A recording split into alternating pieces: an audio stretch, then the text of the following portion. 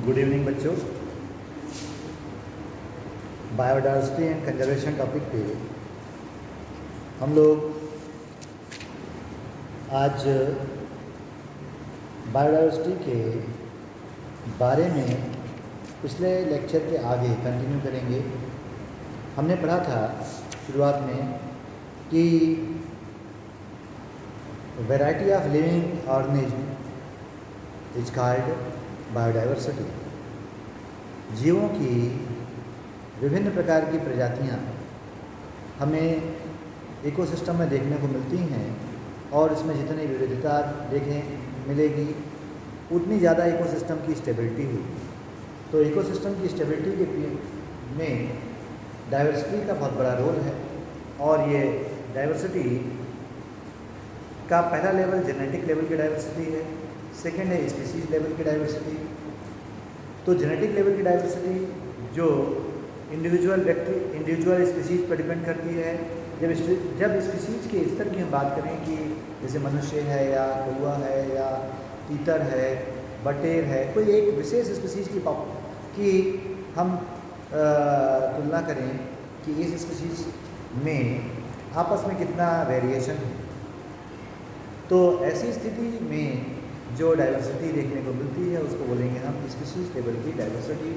जैसे आपकी एनसीईआरटी की बुक में दिया गया है कि जीन के लेवल पर पाए जाने वाले डिफरेंसेस का अध्ययन स्पेसिफिक डाइवर्सिटी या स्पीसीज लेवल की डाइवर्सिटी के अंतर्गत पढ़ा जाता है, जिसका उदाहरण उन्होंने रेवॉल्विया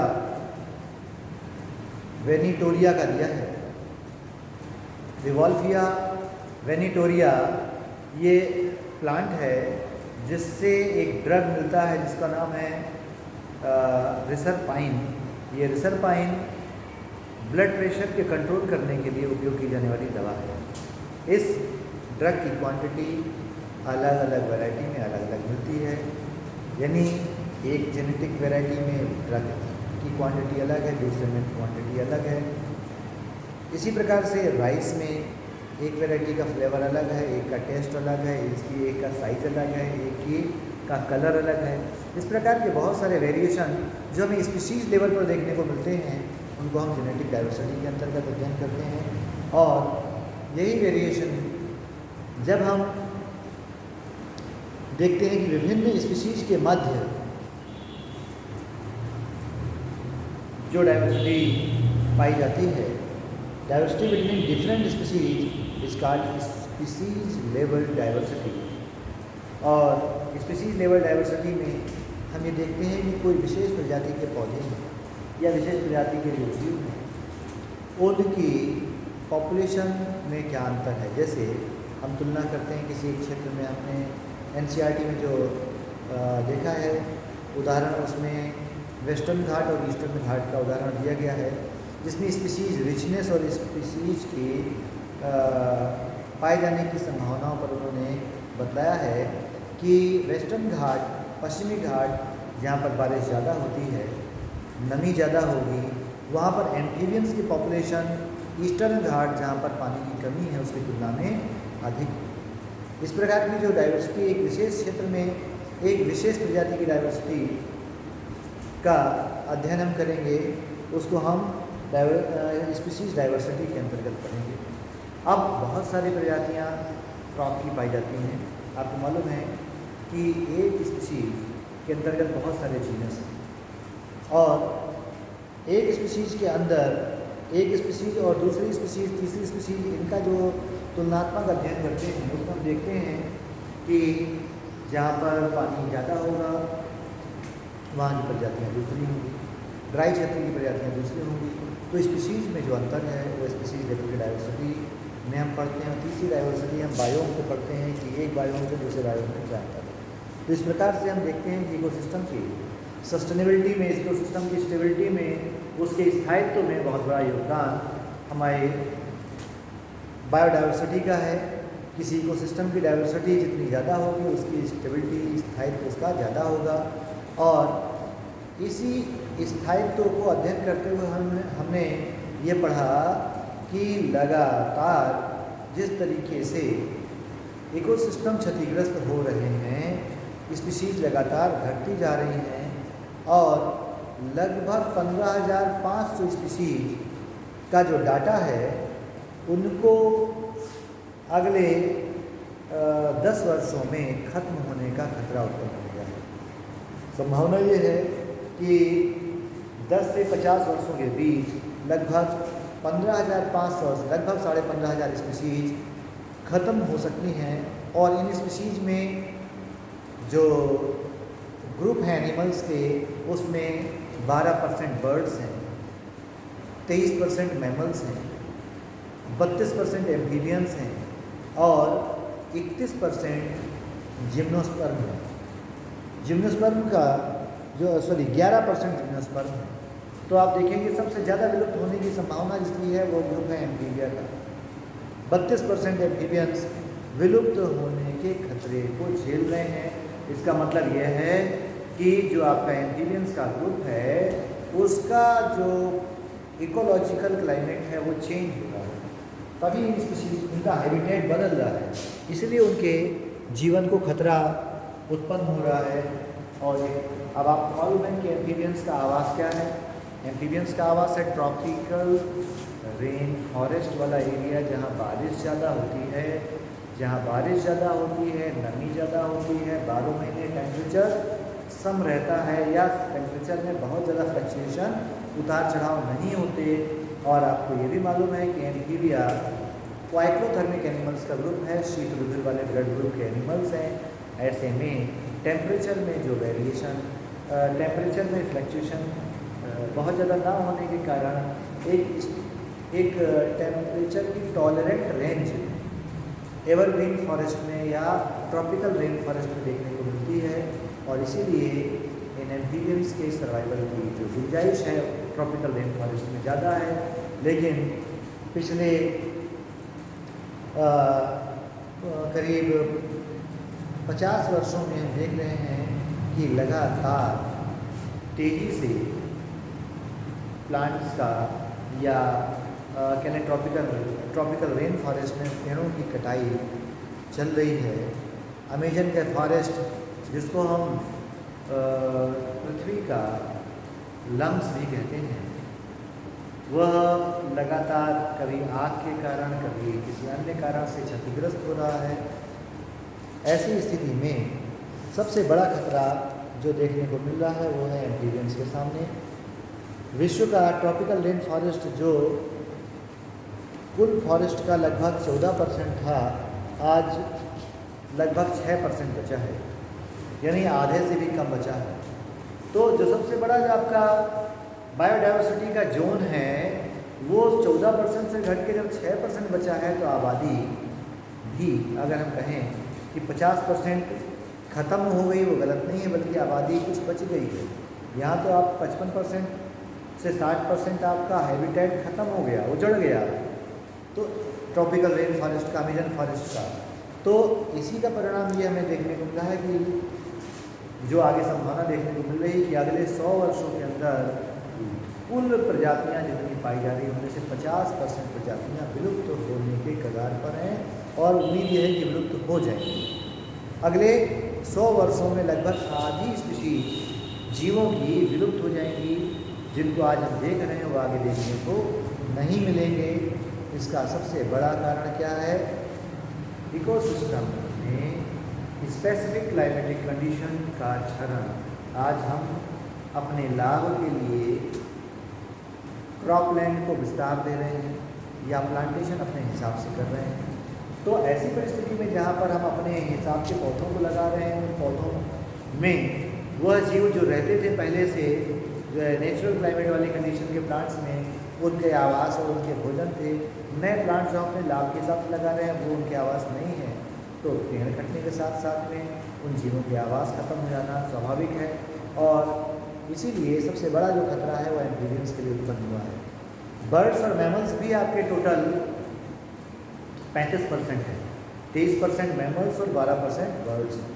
तो बर्ड्स और मैमल टोटल जो खतरे में हैं वो 35% है, यानी 15,500 स्पीशीज को जो खतरा है उनमें से 12% बर्ड्स और 23% मैमल्स हैं। आप इससे समझ सकते हैं कि ये आबादी भी कम नहीं है, जबकि बर्ड्स और मैमल दोनों होम्योथर्मिक ग्रुप हैं, दोनों ग्रुप ऐसे हैं जो वार्म ब्लडेड हैं, उनमें क्लाइमेटिक कंडीशन यानी टेम्परेचर के फ्लक्चुएशन को सहने की क्षमता पाई जाती है। उसके बावजूद कुछ ऐसे बर्ड्स और मैमल्स हैं जो हमारे लिए सूटेबल नहीं हैं या जो उस नए बदले हुए इकोसिस्टम के लिए सूटेबल नहीं है, तो उनको उनके नष्ट होने का खतरा बढ़ गया है। ठीक इसी प्रकार से जो जिम्नोस्पर्म का बढ़ा हुआ परसेंटेज जो खतरे में है, आपको मालूम है जिम्नोस्पर्म वैसे भी लिमिटेड है और जो हैं उनके लिए भी क्लाइमेटिक कंडीशन चेंज होना, पानी की कमी होना, सूखे के खतरे बढ़ना, ये संभावनाएं व्यक्त की गई हैं कि आगे ये कम होने के कगार पर। और आपको कुछ एनिमल्स तो मालूम ही होंगे, जैसे पैसेंजर पिजन अमेरिका में आज विलुप्त हो चुका है। डोडो पक्षी है, डोडो बर्ड, ये मॉरिशस में पाया जाता है, आज विलुप्त हो चुका है 1850 के बाद। क्वागा अफ्रीका का एनिमल है, ये भी विलुप्त हो चुका है। इसी तरह से थाईलेसियन ऑस्ट्रेलियन एनिमल है, विलुप्त हो चुका है। नए विलुप्त हुए एनिमल्स की लिस्ट है, बता रहे हैं आपको। थाईलेसियन, क्वागा, डोडो और पैसेंजर पिजन, सेलर स्वीट काऊ, सेलर स्वीट काऊ या सेलर सी काऊ भी कहते हैं, रशिया में ये भी विलुप्त हो गई है। और टाइगर की 3 प्रजातियां जिसमें बाली, जावा और कैस्पियन एरिया में पाए जाने वाले टाइगर की प्रजाति ये भी विलुप्त हो चुकी हैं रिसेंट के अभी तत्काल में जो हमारे पास डाटा है। तो जिस तरीके से आज स्पीशीज विलुप्त हो रही हैं, औसत हम देख रहे हैं कि 20 साल में 27 स्पीशीज विलुप्त हो चुकी हैं, यानी प्रत्येक वर्ष एक स्पीशीज विलुप्त हो रही है। स्पीशीज बनने की प्रक्रिया लाखों वर्षों की है और ख़त्म होना, इमीडिएट ख़त्म हो जाना, प्रत्येक वर्ष एक स्पीशीज का ख़त्म हो जाना, ये बायोडाइवर्सिटी के लिए बहुत बड़ा खतरा है। हमारे नेचुरल क्लाइमेटिक कंडीशन या इकोसिस्टम या पृथ्वी के सर्वाइवल के लिए बहुत बड़ा खतरा है। इससे हमें बचने के लिए कुछ प्रयास करने चाहिए। इसके लिए इस पर अध्ययन के लिए हम जब पढ़ते हैं तो आपका अगला टॉपिक है इसी क्रम में causes of biodiversity loss. Topic क्या है आपका? कॉजेज ऑफ बायोडाइवर्सिटी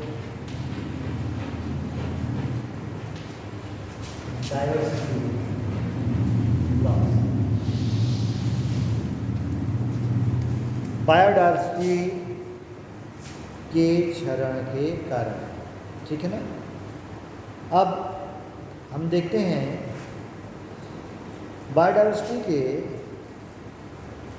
कम होने के 4 प्रमुख कारण हैं, जिनको एविल क्वार्टेट कहते हैं। क्या कहते हैं? एविल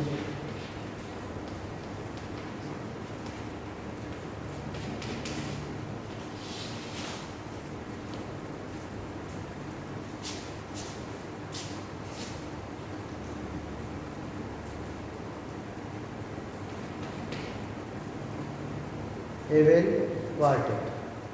4, ठीक है।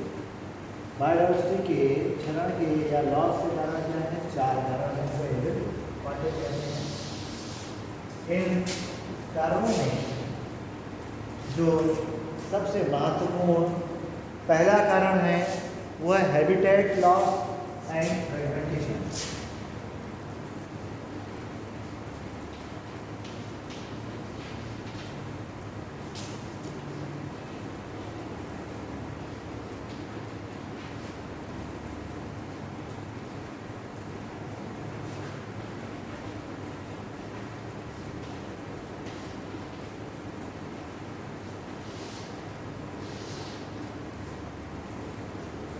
Habitat loss and fragmentation first कारण है।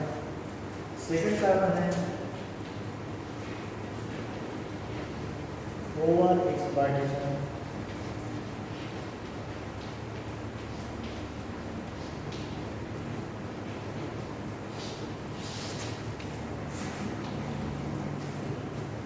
थर्ड कारण है को एग्जिस्टेंस।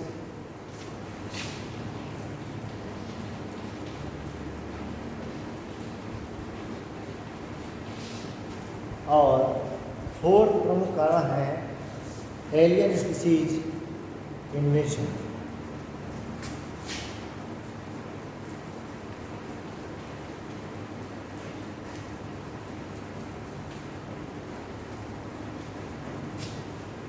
एलियन स्पीसीज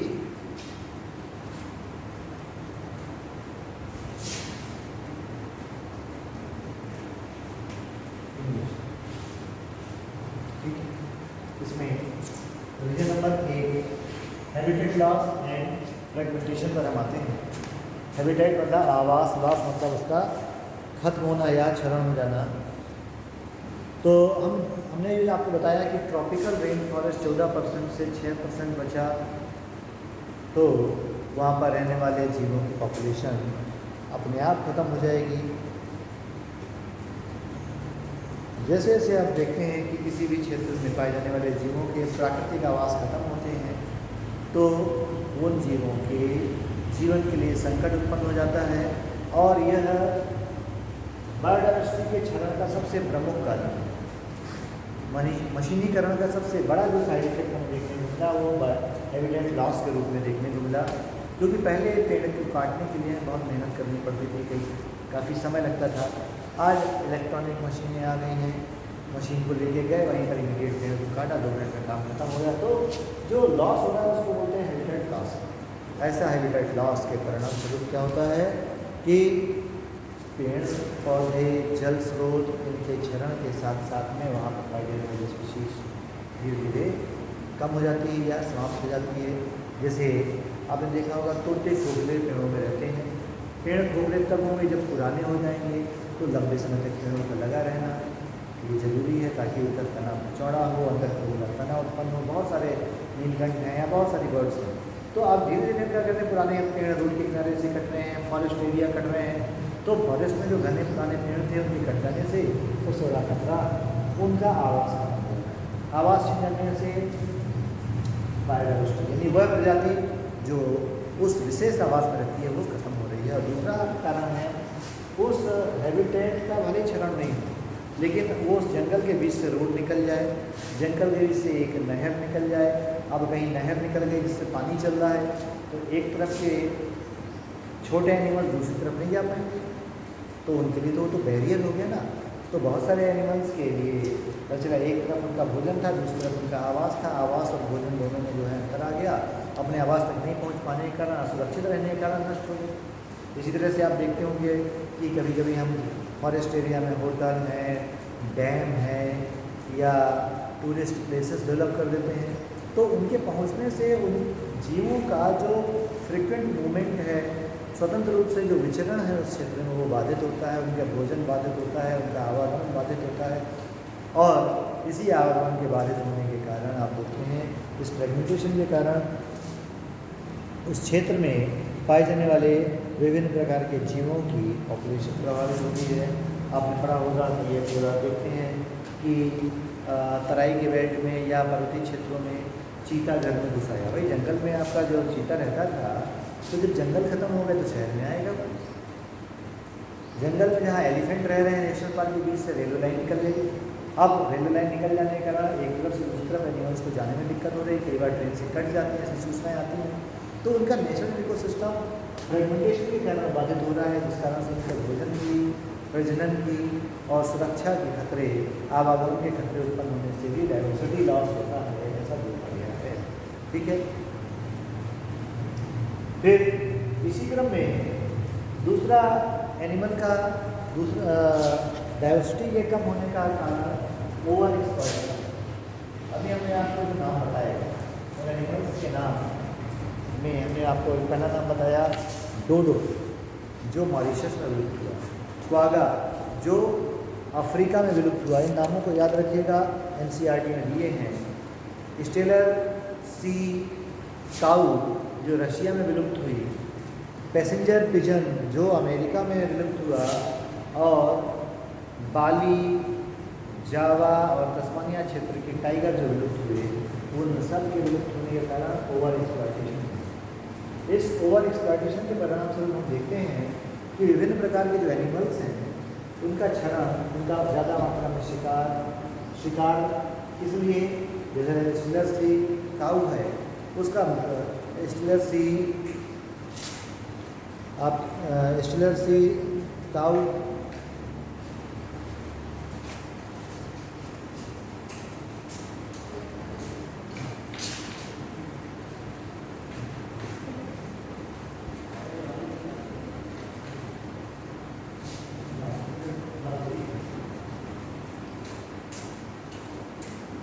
इस प्रकार से हम देखते हैं कि जो इनका मीट ज़्यादा अच्छा था स्टिलर सी काऊ का, ठीक है।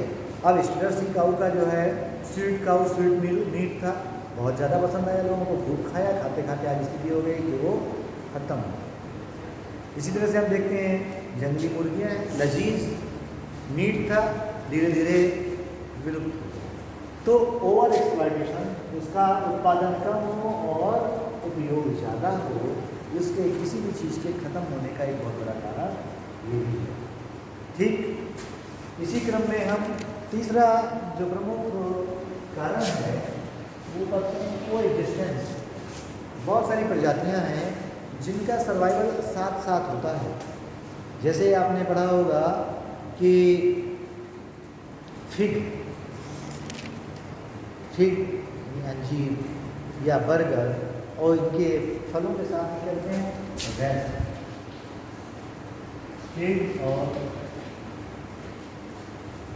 रैस। अंजीर के अंदर जो कीड़े हैं उनका सर्वाइवल अंजीर के साथ है, अंजीर खत्म वो वैस्प खत्म, या वैस्प खत्म तो अंजीर खत्म। यानी अंजीर का जो पॉलिनेशन हो रहा है वह फिग का वो भी वैस्प से हो रहा है।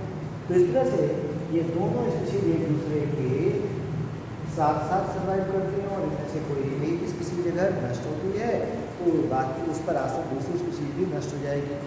जैसे आप देखते होंगे बहुत सारी फिशेस हैं और उन फिशेस पे बहुत सारे पैरासाइट्स होते हैं। तो फिशेस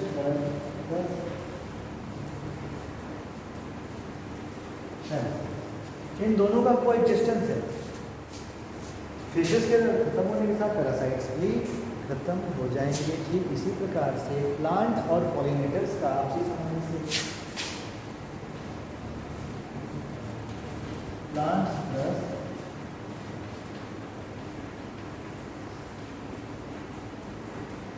पॉलिनेटर्स, प्लांट और पॉलिनेटर्स का संबंध आप ऐसे समझिए कि 80% पॉलिनेशन जो होता है वो कौन करते हैं?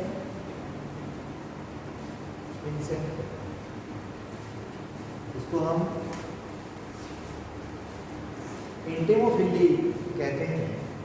यानी अगर ये पॉलिनेटर्स यानी इंसेक्ट ना हो तो प्लांट का अस्तित्व खतरे में आ जाएगा, क्योंकि उन प्लांट्स के फ्लावर बनने के बाद उनका पॉलिनेशन करने का काम इंसेक्ट करते हैं।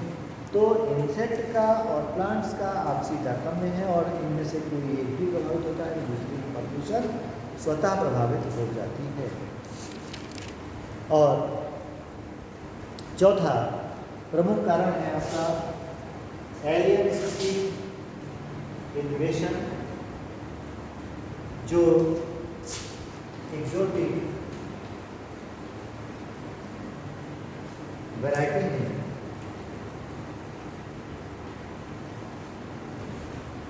उन एक्सोटिक वैरायटी विदेशी प्रजातियां जो उस इकोसिस्टम की प्रजातियां नहीं हैं, उन प्रजातियों को किसी ऐसे इकोसिस्टम में डाल देने से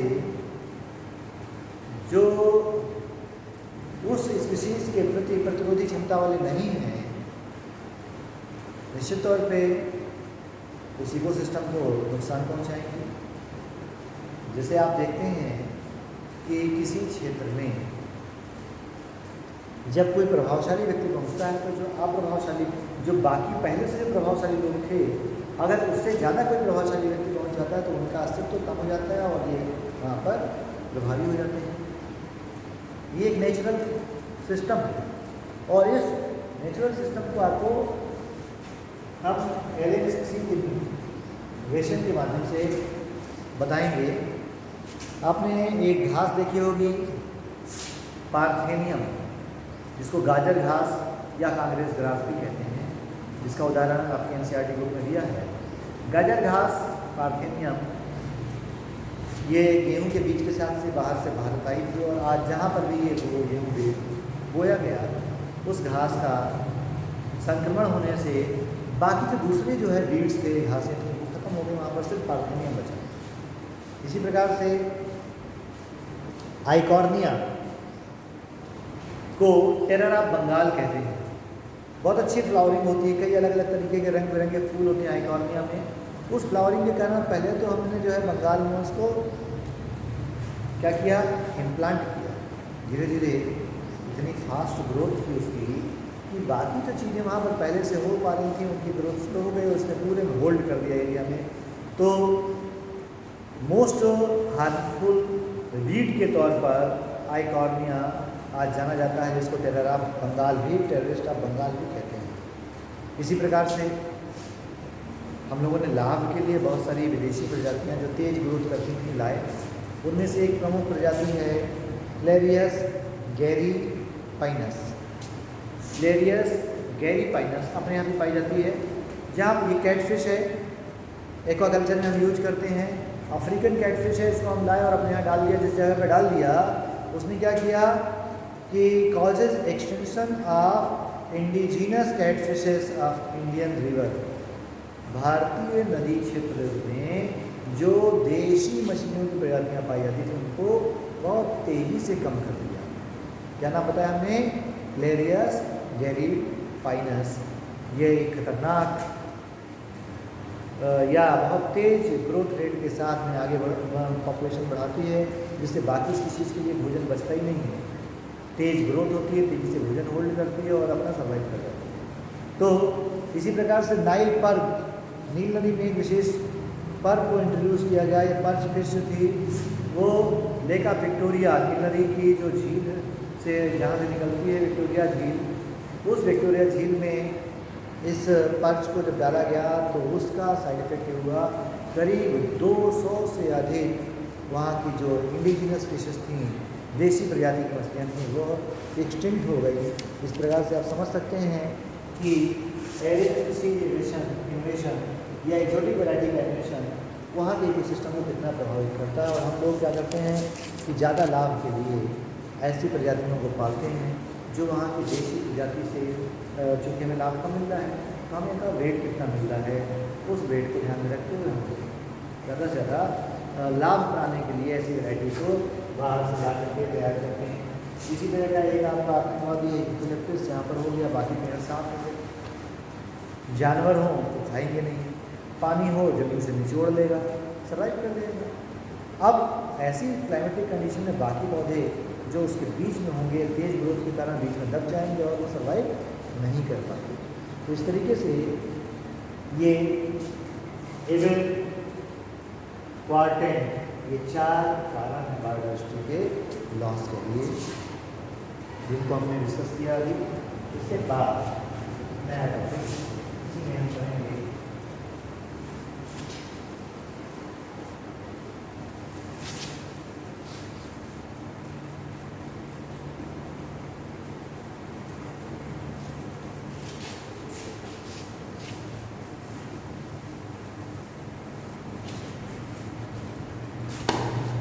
why to conserve biodiversity.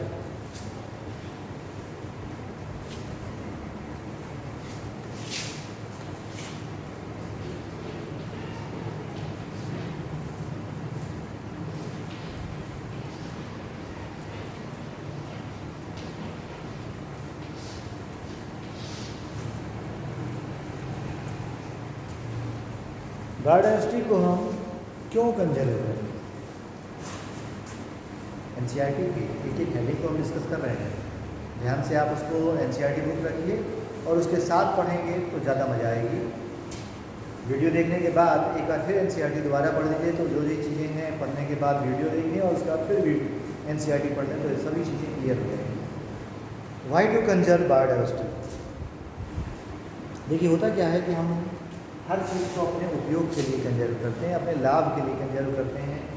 तो हमारे बहुत सारे लाभ हैं, इसलिए हमें बायोडाइवर्सिटी को कंजर्व करना चाहिए। ठीक है, और इन लाभ को 3 समूह में वर्गीकृत किया गया है: narrow utilitarian, broad utilitarian and ethical utilitarian.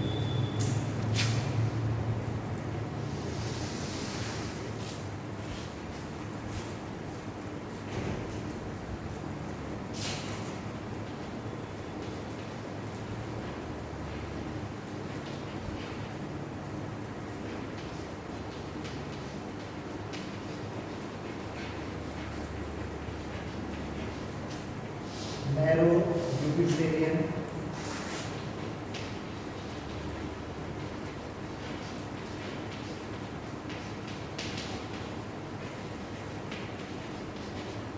Broad utilitarian और थर्ड है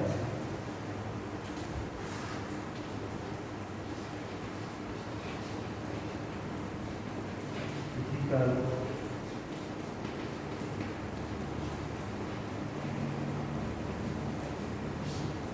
utilitarian.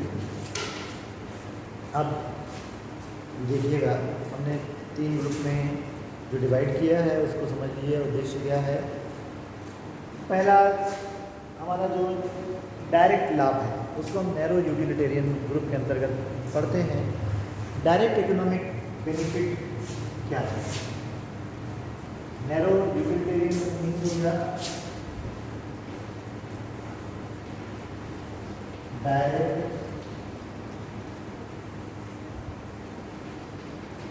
Economic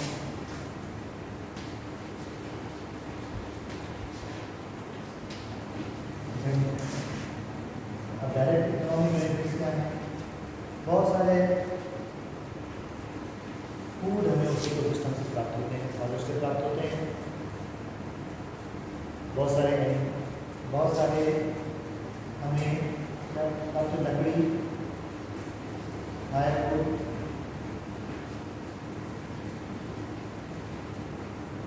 resin, drum, drugs. आपको मालूम होना चाहिए कि जितने भी ड्रग्स हम उपयोग करते हैं, दवाइयाँ उपयोग करते हैं, उनमें से 25% से अधिक दवाइयाँ तो डायरेक्ट प्लांट से ही प्राप्त होती हैं। तुलसी है, हल्दी है, अश्वगंधा है, सर्पगंधा है, ये सब क्या है? डायरेक्ट यूज किए जाने वाले हर्ब्स ही तो हैं, जो हमें एक विशेष स्पीशीज के रूप में, एक इकोसिस्टम के पार्ट्स के रूप में, कंपोनेंट्स के रूप में मिलते हैं। और ये ड्रग्स प्लांट से प्राप्त होते हैं। इस तरह से बहुत सारे ड्रग्स एनिमल से प्राप्त होते हैं। इसी तरह से इंडस्ट्रियल प्रोडक्शन में, कंस्ट्रक्शन में भी हम यूज करते हैं।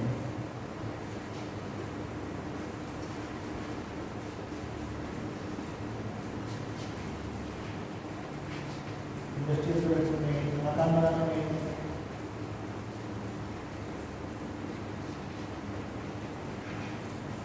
कंस्ट्रक्शन में, इस तरह से बहुत सारे उपयोग हैं। ये तत्कालिक लाभ को हम नैरो यूटिलिटेरियन ग्रुप के अंतर्गत रखते हैं, और ये सीधे सीधे लाभ हम डायरेक्ट बेनिफिट के तौर पर प्राप्त करते हैं। ये तो हमारा सीधा लाभ है। लेकिन ब्रॉड यूटिलिटेरियन, बड़ा जो हमारा लाभ है वो क्या है? ऑक्सीजन, जिससे हम जीते हैं। हमारी प्राण वायु वो कहाँ से मिल रही है? इसी बायोडाइवर्सिटी से, प्लांट्स की जैव प्रजातियों से, इकोसिस्टम की सस्टेनेबिलिटी से। ठीक है, पॉलिनेशन, 80% पौधों का जो आज मिल रहे हैं उसका कारण क्या है? पॉलिनेशन। और पॉलिनेशन कहाँ होगा? जब आपकी बायोडाइवर्सिटी ज़्यादा होगी। ठीक है, ब्रॉड यूटिलिटेरियन में हम ऑक्सीजन,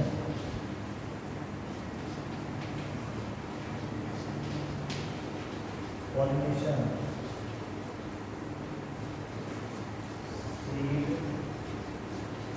बैंड, उनके बीज हमें प्राप्त हो जाते हैं जंगलों से, जिससे बहुत सारी प्रजातियाँ आगे सर्वाइव करती रहती हैं।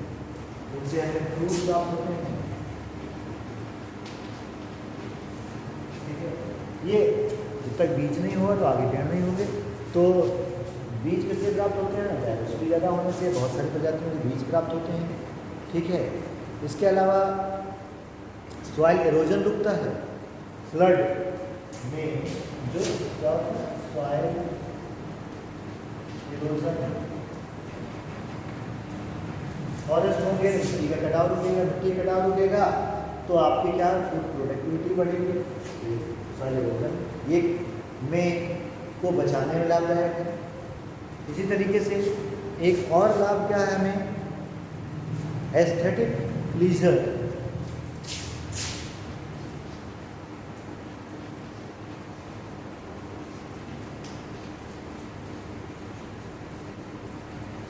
आनंद प्राप्त होता है। जंगल हैं जब हम जाते हैं तो वो मन प्रफुल्लित होता है, ऑक्सीजन मिलती है, सुकून मिलता है, शांति मिलती है। बहुत सारी प्रजातियों के जीने के लिए उनके बीज प्राप्त होते हैं, फ्रूट्स फल खाने को मिलते हैं और साथ में पॉलिनेशन भी उन प्लांट्स के कारण ही में रहने वाली विभिन्न प्रकार की वैरायटी के कारण होता है।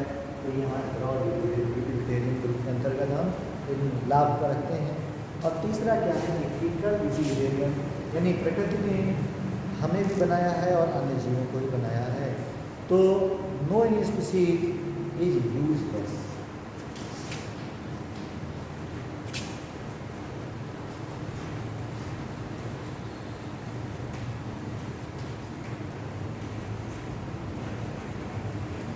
कोई भी स्पीसीज हमारी बेकार नहीं है। हम अपने लाभ के लिए उसको बेकार या कम लाभदायक मान लें, लेकिन आज देखिए जब डेंगू हो जाता है तो हम क्या ढूंढते हैं? बकरी का दूध मिल जाए।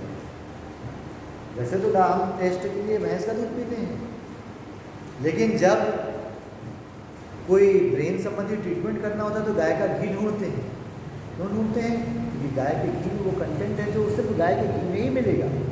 इसी प्रकार से हर प्रजाति की अपनी एक आइडेंटिटी है। नो इन स्पीसीज यूज, हर स्पीसीज का अपना यूज है। ये बात लगे कि हमारे लिए वो लाभदायक आर्थिक रूप से वो कम है, लेकिन सामाजिक रूप से, जैविक रूप से, प्रकृति की सर्वाइवलिटी की दृष्टि से वो बहुत लाभदायक है। तो इसलिए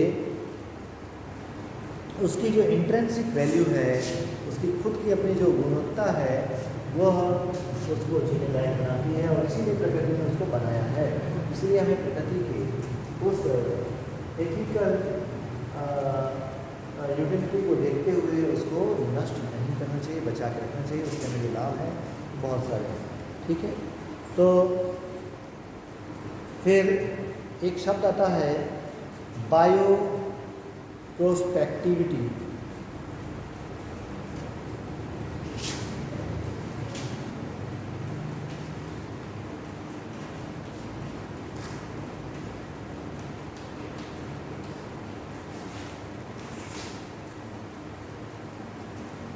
बायो प्रोस्पेक्टिविटी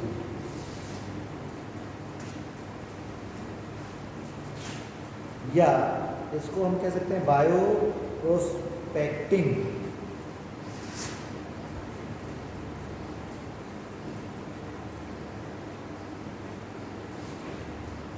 बायो प्रोस्पेक्टिंग क्या है इसको समझ लीजिए। If explore molecular, genetic and species level diversity for economic importance are called bioprospecting।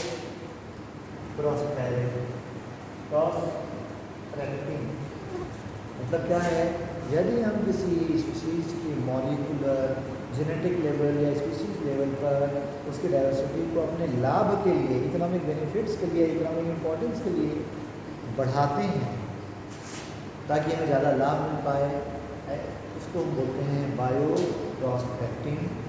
और आप देखते हैं कि विशेष तरह की प्रजातियाँ जो हमारी लाभदायक हैं, जैसे गिर गाय है, साहिवाल गाय है, हम किसके लिए उसको कल्टिवेट कर उसको पालते हैं? ताकि हमें ज़्यादा से ज़्यादा दूध मिले, लाभदायक है।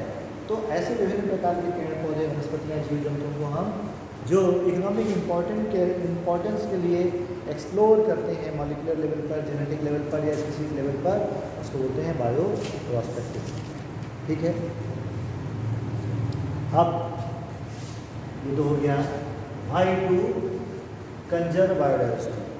हमने देखिए पहला टॉपिक आपको बताया था causes of biodiversity loss, biodiversity के क्षरण के कारण क्या है।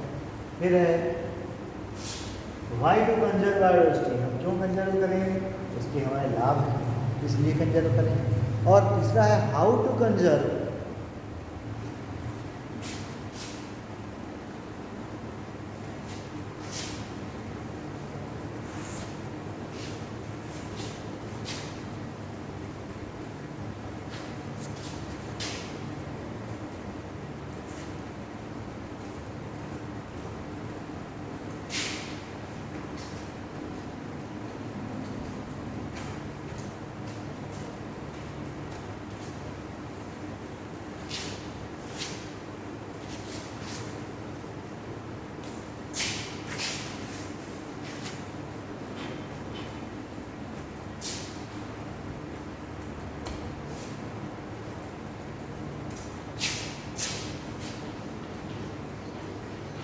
How to conserve biodiversity.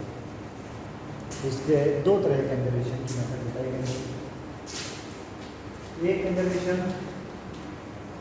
Ex situ,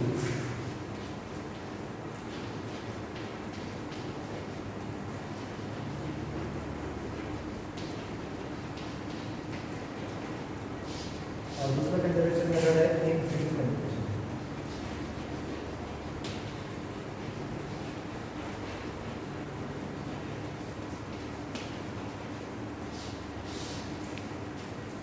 x situ conservation and in situ conservation. Ex situ conservation में ऑफ साइड,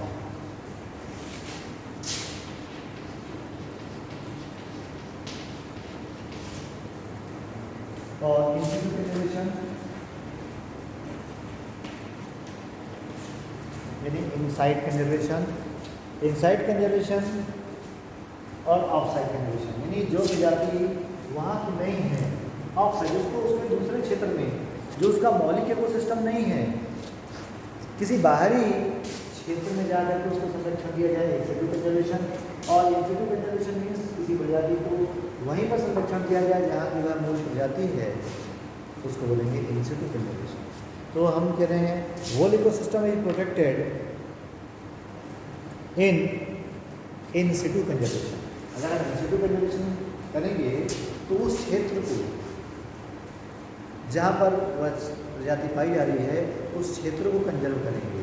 तो इन सिटू कंजर्वेशन का सबसे बड़ा लाभ यह है कि अगर कोई प्रजाति खतरे में है तो उस क्षेत्र के नेचुरल क्लाइमेटिक कंडीशन को बचाया जाए, उस क्षेत्र में फॉरेस्ट रिजर्व है या बायोडाइवर्सिटी एरिया बायोस्फीयर बना दी जाए, यदि उस क्षेत्र को संरक्षण किया जाए उसको बोलते हैं इन सिटू कंजर्वेशन।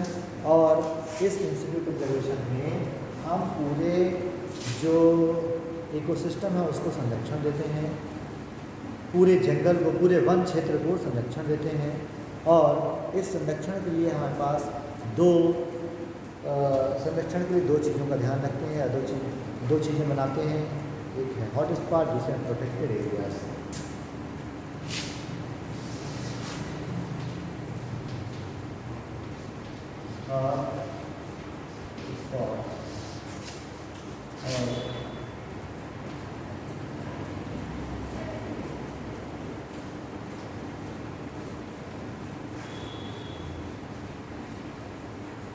Protected areas. तो इन सिटू कंजर्वेशन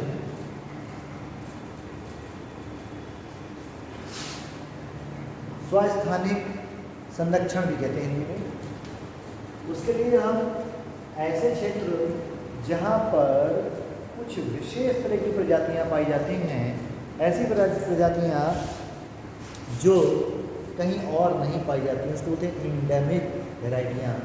तो जहाँ पर इंडेमिज्म बहुत ज़्यादा हो, दुनिया में ऐसे क्षेत्र ढूंढे गए और ऐसे क्षेत्रों को संरक्षित किया गया।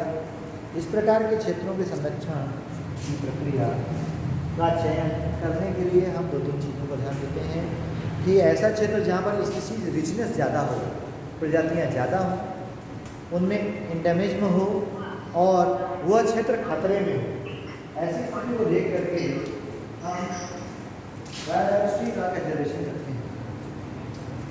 तो हॉटस्पॉट बनाने के लिए 3 चीज़ें हम यहाँ लेते हैं।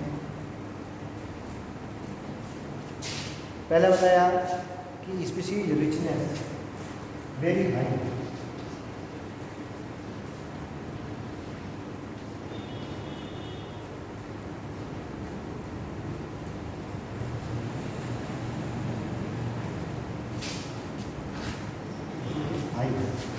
फिर इंडेमिक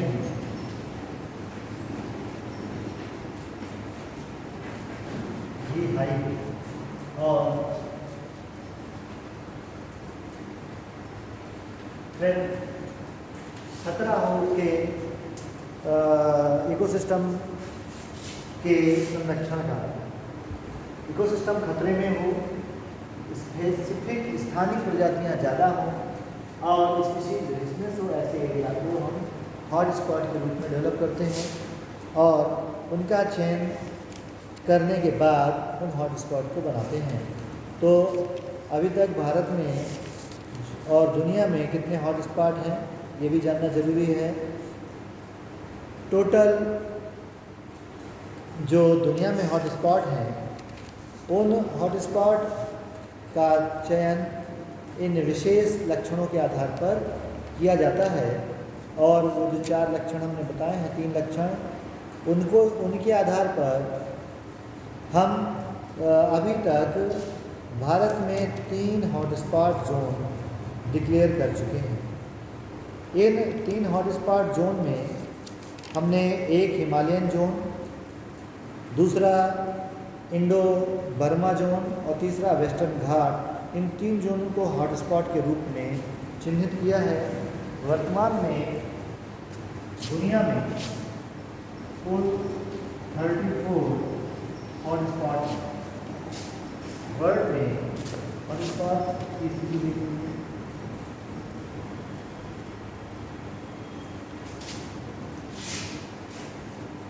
वर्ल्ड में 34, इंडिया में 3 हॉटस्पॉट हैं। एक में आपका, इसे आप इंडिया का मैप देखेंगे तो उस मैप में आपको दिखाई दे जाएगा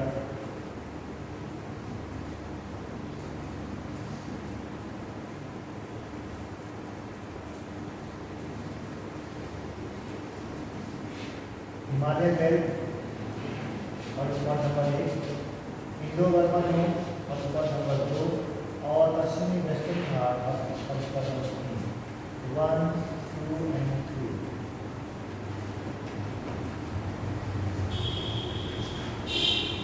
Himalayan area, Indo Burma,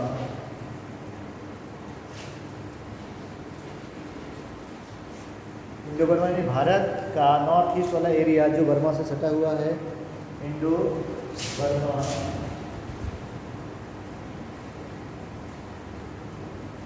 reason, और तीसरा है वेस्टर्न घाट।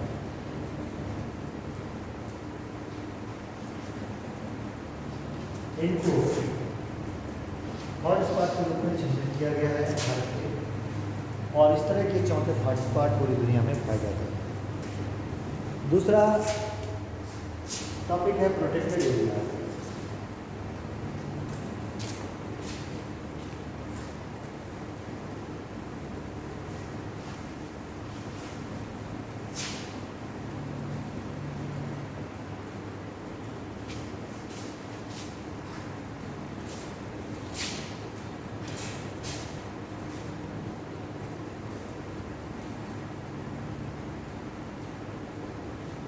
तो प्रोटेक्टेड एरिया आप देखेंगे तो 2 प्रकार के हम जो है प्रोटेक्टेड एरिया बनाते हैं।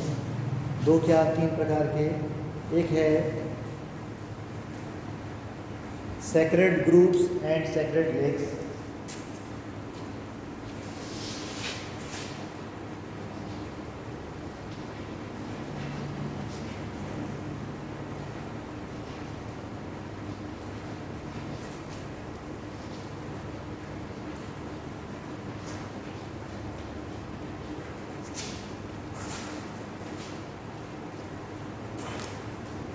सेक्रेड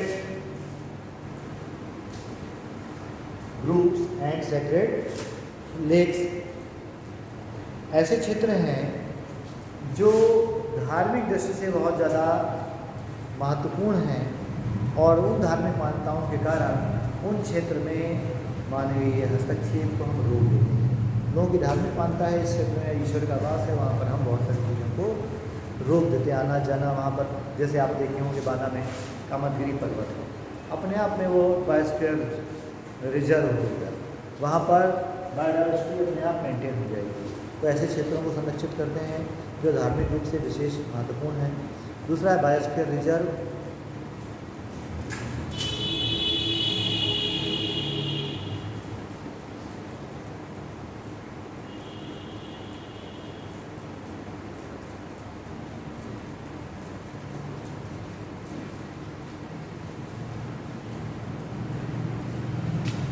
और तीसरा है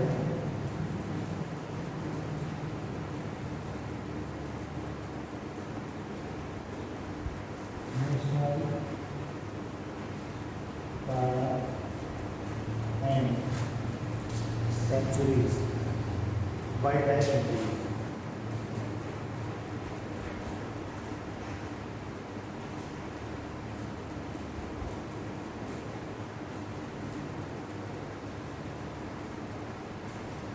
national park and wild life century,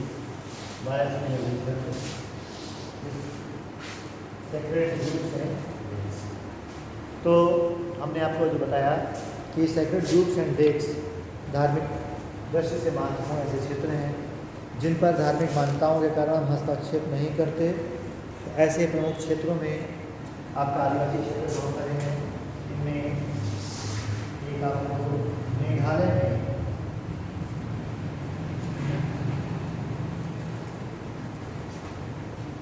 पहाड़ियाँ हैं, गारो, खासी और जयंतियाँ, यह एक धार्मिक आधार पर खासी और जयंतियाँ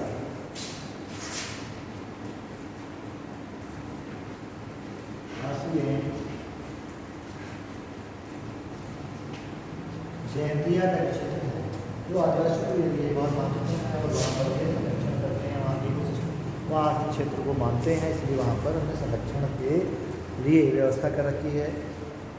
दूसरा अरावली पर्वतश्रेणियाँ जो है, तो अरावली राजस्थान में है।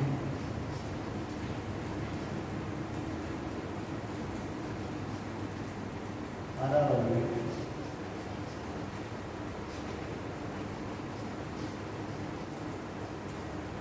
राजस्थान में, ये भी आपका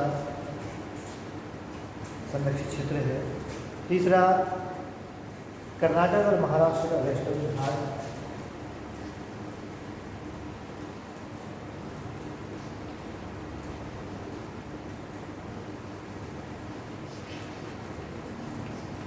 और चौथा आपका जो एमपी का बस्तर, एमपी का क्या कहते हैं आप, छत्तीसगढ़ है आज के समय में, बस्तर, सरगुजा और चांदा, ये चांदा महाराष्ट्र, बस्तर छत्तीसगढ़ और सरगुजा मध्य प्रदेश का ये कुछ एरिया है।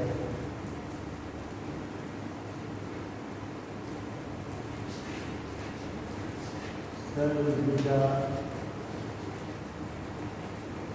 चांदा एंड बस्तर, इन क्षेत्रों में भी कुछ धार्मिक मान्यताएं हैं ताकि इसलिए उनको संरक्षण दिया गया। तो स्केर्ड ग्रुप्स के अंतर्गत हमने या धार्मिक झीलें हैं बहुत सारी जहाँ पर धार्मिक लोगों की मान्यताएं हैं तो उनको संरक्षण देते हैं। दूसरा जो आता है आपका बायोस्फीयर रिजर्व और तीसरा है नेशनल पार्क। तो बायोस्फीयर रिजर्व और नेशनल पार्क में क्या अंतर, ये भी जान लीजिए। नेशनल पार्क में हम प्लांट और एनिमल दोनों का प्रोटेक्शन करते हैं, वहाँ पर पाए जाने वाले प्लांट और एनिमल दोनों को संरक्षित करने के लिए हम नेशनल पार्क का उपयोग करते हैं। जबकि वाइल्ड लाइफ सेंचुरी में सिर्फ एनिमल्स का संरक्षण करते हैं। तो क्या है कि वाइल्ड लाइफ सेंचुरी और नेशनल पार्क ये दो बायोस्फीयर रिजर्व डिस्कस करते हैं। नेशनल पार्क है वाइल्ड लाइफ सेंचुरी, तो नेशनल पार्क में हम प्लांट और एनिमल दोनों का संरक्षण करते हैं और वाइल्ड लाइफ सेंचुरी में हम सिर्फ एनिमल का संरक्षण करते हैं। पहला बेसिक अंतर है वाइल्ड लाइफ सेंचुरी और नेशनल पार्क में, ठीक है। और नेशनल पार्क में एनिमल प्लांट का प्रोटेक्शन करने के लिए वहाँ पर प्रतिबंध लगाते हैं। मानव की एक्टिविटीज़ जैसे ग्रेजिंग है वहाँ पर प्रतिबंधित होती है नेशनल पार्क में। और लगभग देश में 90 नेशनल पार्क की जानकारी है अभी तक जो बन चुके हैं। और वाइल्ड लाइफ सेंचुरी में एनिमल का प्रोटेक्शन की व्यवस्था करते हैं। तो जो नेशनल पार्क, अच्छा, बायोस्फीयर रिजर्व तीसरा है। नेशनल पार्क में सिर्फ प्लांट और एनिमल दोनों और वाइल्ड लाइफ सेंचुरी में सिर्फ एनिमल्स का प्रोटेक्शन करते हैं। वहाँ पर मानवीय गतिविधियाँ अलाउ होती हैं कुछ निश्चित शर्तों के तहत, लेकिन बायोस्फीयर रिजर्व में कुछ विशेष क्षेत्रों को घोषित करते हैं। भारत में अभी तक कुल 14 बायोस्फीयर रिजर्व हैं। इन बायोस्फीयर रिजर्व में हम 3 जोन बनाते हैं। एक सेंट्रल जोन को बोलते हैं कोर जोन,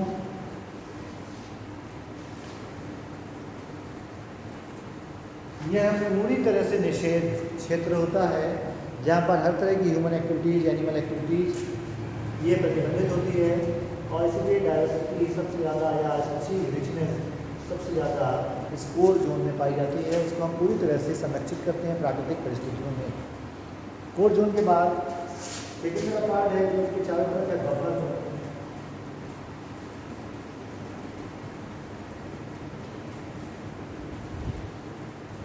बफर जोन वह क्षेत्र है जहाँ पर कुछ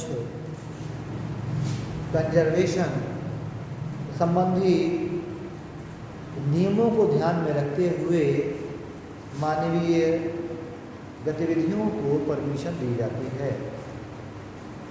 वहाँ पर खेती करने के लिए, ग्रेजिंग के लिए कुछ परमिशन होते हैं, मतलब खासतौर रिसर्च के लिए, शोध कार्य के लिए परमिशन देते हैं।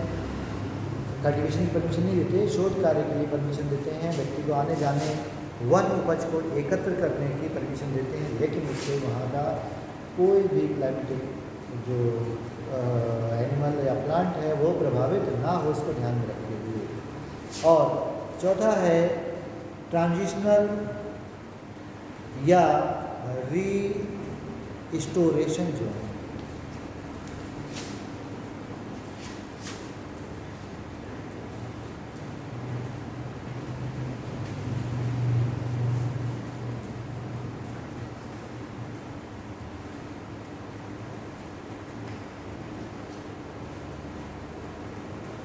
ट्रांजिशन या रीस्टोरेशन जोन यह वह क्षेत्र है जो सबसे बाहर की ओर होता है।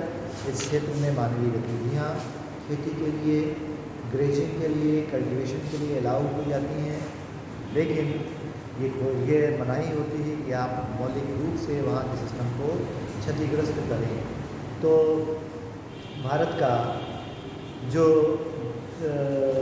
बायोस्फीयर रिजर्व है उनकी संख्या 14 है।